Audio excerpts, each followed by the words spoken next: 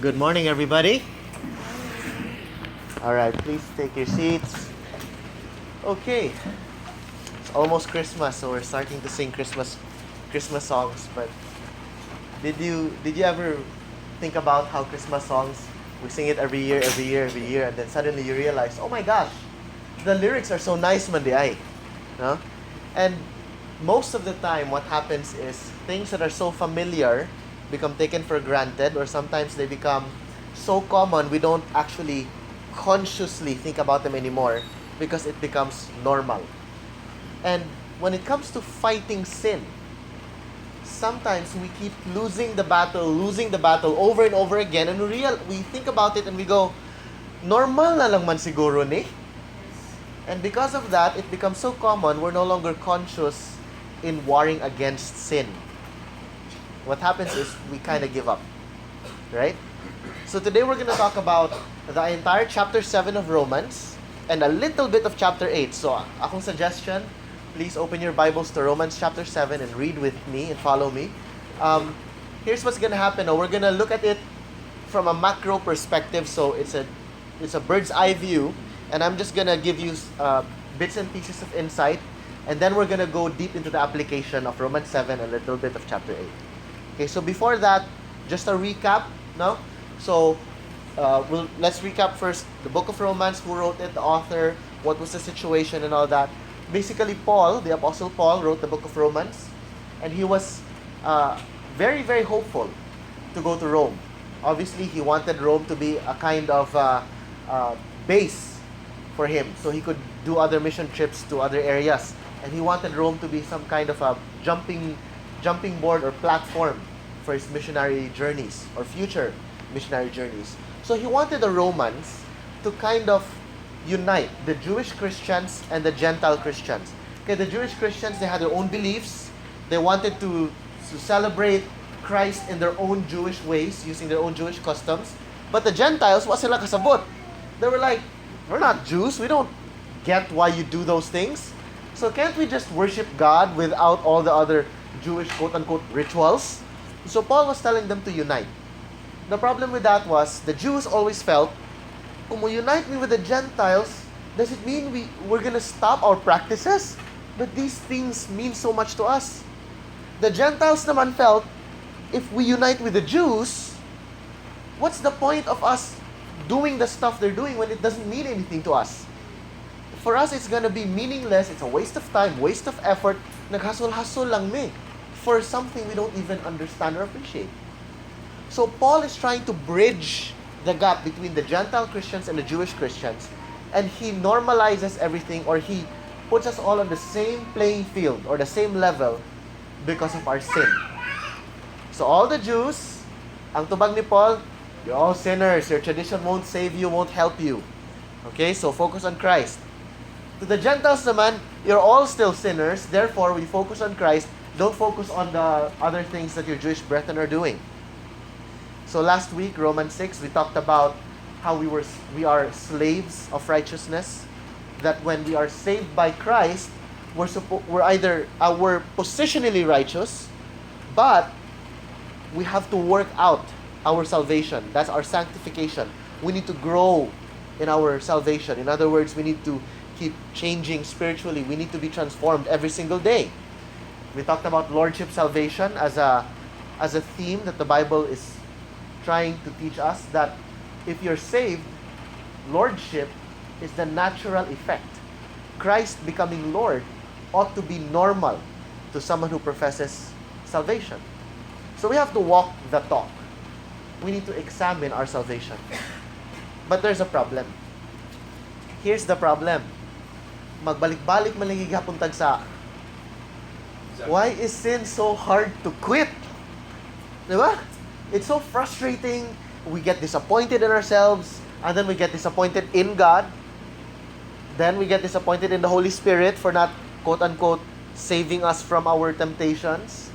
And then we get disappointed in ourselves because we weren't strong enough, or we didn't have enough willpower or whatever. Diba? So what's the solution?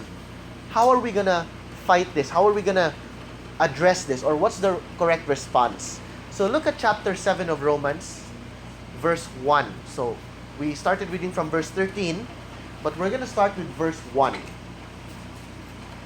So, Paul says, "Do you not know, brothers, for I am speaking to those who know the law, that the law is binding on a person only as long as he lives. For a married woman is bound by law to her husband while he lives. But if her husband dies, she is released from the law of marriage. Accordingly, she will be called an adulteress if she lives with another man while her husband is alive.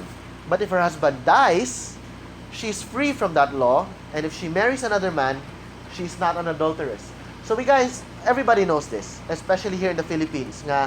We're very conscious because of the movies that we watch. Another Woman, Legal Wife, The Illegal Wife. I don't know if there's such a thing, diba? All these adultery movies and shows. The what?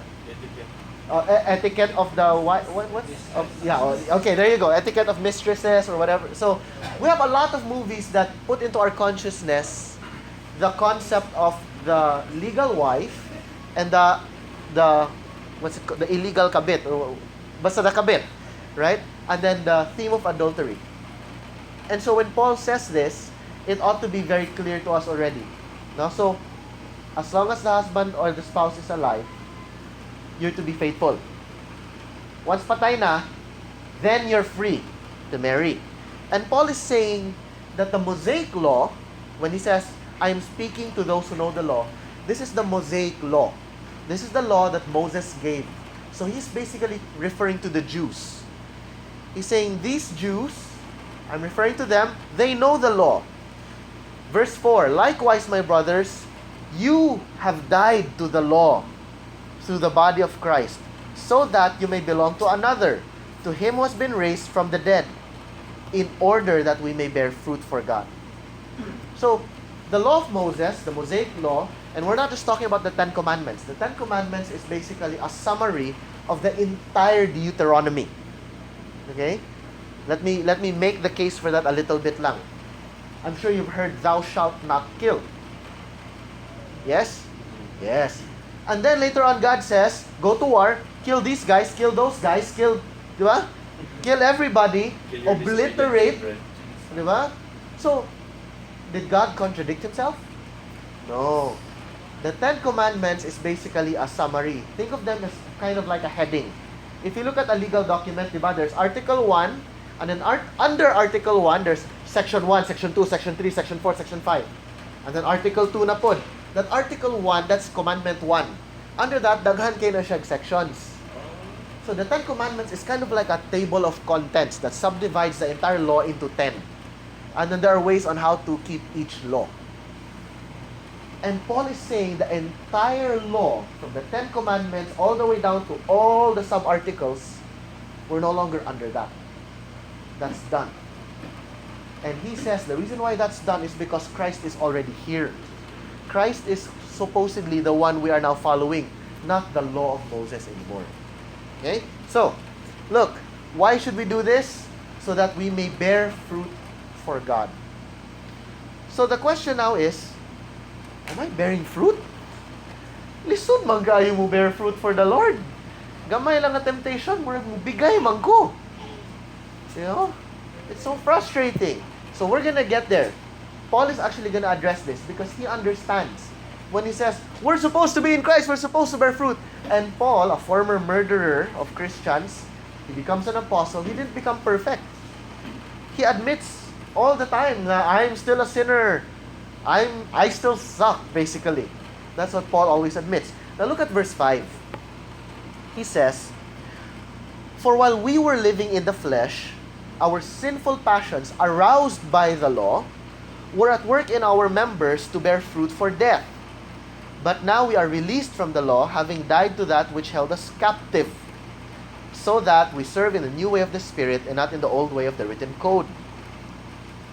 Guys, Paul is outlining the three ways that sin works. Here it is, our natural sinful nature. Okay? So, we're done that. Natural, sinful. We're naturally sinful because of our sinful nature. So how does it work? Number one, the sinful nature excites us to sin. It rouses us to sin. You know the word rouse? It comes from from those olden novels nga, like a dragon that's sleeping, deep slumber, o na, you rouse it. And once you rouse it, patay ka. Okay, that's the idea. Okay? I'm just translating it to modern fiction, alright? But the idea of rousing is to wake up something in a deep, deep, deep sleep. So, our sinful nature rouses or excites us to sin more. Okay? So, muna yung pasabot for while we were living in the flesh, our sinful passions aroused. So, giroused to sin. Secondly, the sinful nature enslaves pag yun. Diba? Ingon siya, we are released from the law, having died to that which held us captive. So, not only the sinful nature rouse us to sin, it enslaves us in the sin. Okay, so there's a temptation, we're excited to do it. Once we do it, we're enslaved to it. Kabantay mo, once you sin a certain sin once, it becomes easier to do it again. And then it becomes easier to do it again and again and again in increasing measure pa jud. You know the saying, sin will always make you pay more than you were willing to pay. It will make you always go farther than you were expecting to go. That's the nature of sin.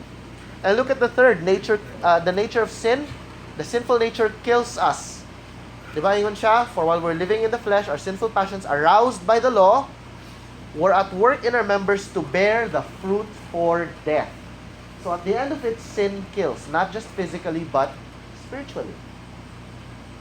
Peter, who was very violent at a certain point, he wanted to live a violent life with the sword. He says, if you live by the sword, you die by the sword. Physical death. And we know that sin also leads to spiritual death. So, paita na lang yun. What kind of, they say gospel is good news? Asay nagagoda ni? It sounds like it's all bad news. Now, look at the last part of verse 6. Ingon siya, why are we released from this sinful nature, from the Mosaic law? It is so that we can serve in the new way of the Spirit and not in the old way of the written code. What's the written code? The law. It's the law. For the Jews, it was tradition. And we can extend the principle of that. Because people say, unsay labot na ko na, di man ko Jew. Yeah, we may not be Jews. But before you become Christian, aren't there certain traditions that you follow? Religiosity? Things that we do over and over and over again, and we don't really understand why we're doing it. Remember the Gentiles, they complained, why should we do what the Jews are doing? Di man mi ka-G, ana. It doesn't make sense to us. So my question to you now is this. Are you doing certain traditions, certain religious acts that you do over and over again, but you don't really know what they mean? Mura lang tag Gentiles nga wala not really following the spirit of the law or the newness of life. Now, look at verse 7. What then shall we say? That the law is sin? By no means. Yet if it had not been for the law, I would not have known sin. For I would not have known what it is to covet if the law had not said, you shall not covet. So, Paul is saying, if the law, if our sinful nature excites us to sin. Have you ever experienced this?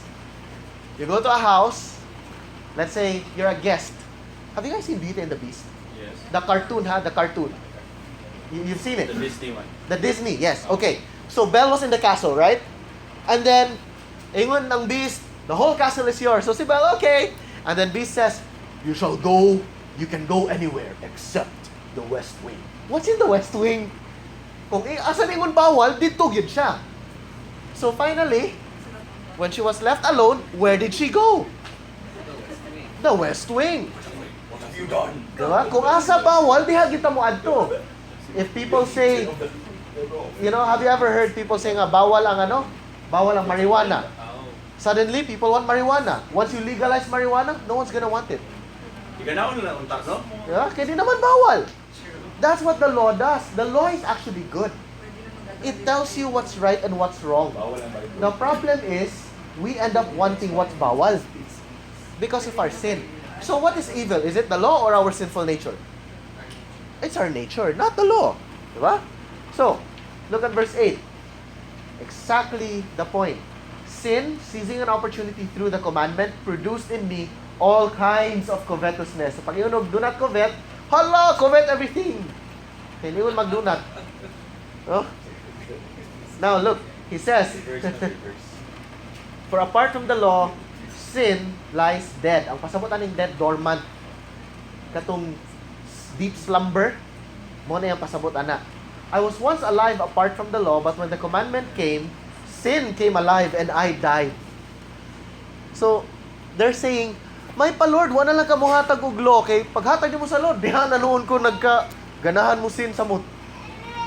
Okay? The very commandment that promised life proved to be death to me. For sin, seizing an opportunity through the commandment, deceived me, and through it, killed me. So the law is holy, and the commandment is holy, and righteous, and good. Philippine law na lang. Think about it. Is the Philippine law good or bad? It's good. Is it? Kita ang bad. Okay, we keep disobeying man. For example, bawal umihi dito. That law is good. Pero makakita dyan kag bawal umihi dito, diha nangihi. For those of you who drive cars, who among you drives cars or motorcycles? Mga motorists. Okay, several. Kabantay mo, kung asa na ay no stopping, diha gid mo stop ang jeep. You know this? Wherever it says no left, diha gid mo left. Kung asa na ay pedestrian, diha gid mo stop. Kung kano sa na ay no stopping, diha gid mo stop sa no stopping. Kung asa na ay jeepney stop, dili diha. So the law is actually good. Kita lang ang gahigo. That's what the law does. Or what our sinful nature does. How do we respond to the law? By rebellion. So look at verse 13. Did that which is good then bring death to me? By no means. It was sin producing death in me. Through what is good, in order that sin might be shown to be sin. And through the commandment, might become sinful beyond measure. So let's summarize the first half. Okay, let's summarize it. Step by step. Number 1, we're all born sinners. I'm sure you've heard people say tabula rasa. Have you heard that in psychology? Tabula rasa is meaning empty slate, limpyo. When a baby daw is born, a baby is born with like a blank paper, like a blank bond paper in the brain. Nothing, no right, no wrong daw ang baby. And then, as the baby grows older daw, the culture and the environment teaches that baby to become good or to become bad. Here's my question. If tinuod ng tabula rasa, why is it we always need to teach our babies, our children, to be generous, to share, to tell the truth? Ngano, natural man kay sa bata to be selfish. Natural kayo to lie. I've never seen parents teach their children to lie, to be selfish. It's always, anak, don't do this. Anak, don't do that. Hi, anak. We've never met a child grow nga walay parents and then buutan lang yun siya. Mo-share lang yun siya iya. Puta, tidak. Wala, naturally good. Have you ever met a child like that? No. Diba? So, the truth is, we are all born in sin, with sin, enslaved to sin. Now, here's what happened. Because we're born sinners, what did God do? He gave the law. Why did God give the law? 2 reasons. 1, to give us a kind of semblance of life. Kaya gaya kitang because we are so sinful, God gave us the law so that there's something to govern us. Kind of like, imagine na lang a society with no laws. Pinatyanay na tanan. So the law is given so that there is a kind of guiding outline on how to live. So we would have a semblance of peace. Semblance. A semblance of peace. That's why there's fear involved. If you disobey the law, pang, paksit ka. Diba? Kidlatan ka sa Ginoo, or in our case, mapriso ka, supposedly, unless mo bribe ka. But really, the law is really there to keep us from destroying ourselves. So that's one. The second purpose of the law is to make sin sinful. Kung walay bawal umihi dito, mangihi tanan tao. Diha, mubaho. But there's no law. So it's just gonna smell bad. When you say bawal umihi dito, when the sign is put up, suddenly it can be enforced. Diba? Na may sign. Have you ever tried this? Like, nilabang ka niya ang nakasuwat, bawal mo cross the street, mo jaywalk. There's a sign, di ba? Pero na-cover sa trees. Na-cover ha? So when you jaywalk, kunya dakpon ka, ingnaning kag, boss, up, jaywalking. Asa man ang sign? Asa man ang nag-ingon? Di ba that's what we do? Where's the law that says bawal? Di ba? So the law is placed para di ta kaingon, walang may law. Up. That's what God's doing. God gave us the law to give us order. How did we respond? The sinful nature rebelled. I think we don't need to emphasize the rebellion part because we've all been so good at this. Diba? Master na kita ani. So, if we keep rebelling, patay tang tanan. God has to judge. So what did God do? God sent His Son, Jesus Christ, to die on the cross for sin. So, what's the effect? What's the effect of Christ's death? Number one, it releases us from the law. So there's now a new law. We're under a new law. So for example, if you're a Filipino citizen, you're under Philippine law. If you change your citizenship, mahimo kag let's say American citizen, there are certain laws in the Philippines na dili na applicable nimo ang under na ka sa bag-o nga law, which is the American law. Kaya nag-American citizen man ka or vice versa. So when Christ died and you give your life to Christ and you say, Lord, from now on, ikaw na ako ang Lord. Not myself, not my sin, but Jesus, from now on, you're my Lord na. You're now released from the law of sin, from the sinful nature, and now you're under the law of Christ. There's a change of loyalty, a change of allegiance. So He releases us from the law so that we can bear fruit for God. And we can serve in the new way of the Spirit. And now, if it ends there, nako'y feeling mga tawa tang tanan, because no one can perfectly walk the talk. Have you ever tried it? How many of you have ever tried going on a retreat and then you counted the number of days nga wa ka nakasa? How long did you get? Or how far did you get? I remember third year high school was a retreat that I took so seriously. And then they give you know what palangkas are? And then when you go to a retreat, you don't know about it, but your classroom teachers they send letters to your friends and parents to write a letter for you nga hoping you would become good and all that. So I took it seriously. I got home from the retreat and I counted the days. Grabe, as in I was so conscious jud, di jud ko musa, di jud ko kay nag-retreat na ba ako. Mao na jud ni. It took me 6 days. Wa ko ka 1 week. Kapit. On the 6th day, I was like, listen na jud kayo. On the 7th day, kung sa Bible, on the 7th day, God rested. Ako ni-rest po ko. Wa na ko mong fight, rest na, saan na balik? Okay? Why? It's so hard. Diba? So, Paul understands this. Now, look at verse 14. May na lang, na verse 14. Kay kung dili, murag fiction ra kay ni. Murag, makaingon ta, Paul, storyahe, di na madak. But look at verse 14. For we know that the law is spiritual, but I am of the flesh, sold under sin. I do not understand my own actions. For I do not do what I want, but I do the very thing that I hate. Can I relate? So, verse 16. Now, if I do what I do not want, I agree with the law that it is good. So now it is no longer I who do it, but sin that dwells within me. For I know that nothing good dwells in me, that is, in my flesh. For I have the desire to do what is right, but not the ability to carry it out. For I do not do the good that I want, but the evil that I do not want is what I keep doing. Now if I do what I do not want, it is no longer I who do it, but sin that dwells within me. In the words of Andrew E., gusto kong bumait pero di ko magawa. Diba? So Paul is actually the original one who made the lyrics, no? So Paul is saying, rapper din si Paul. But Paul is saying, diba, di na ako mada. I agree man nga good, this is good, this is bad. Ang problema lang ako, pero may kumudagan sa bad. And so we make excuses like, sorry po, tao lang. Or, God understands. Diba? Or, here's my favorite, at least I don't do other sins.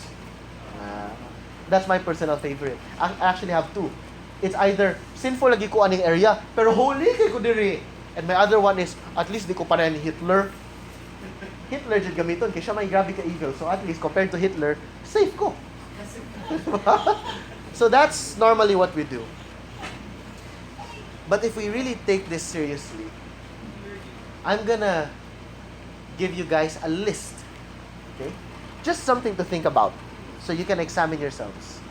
And this is something we need to really take seriously. First of all, okay, going through the list, huh?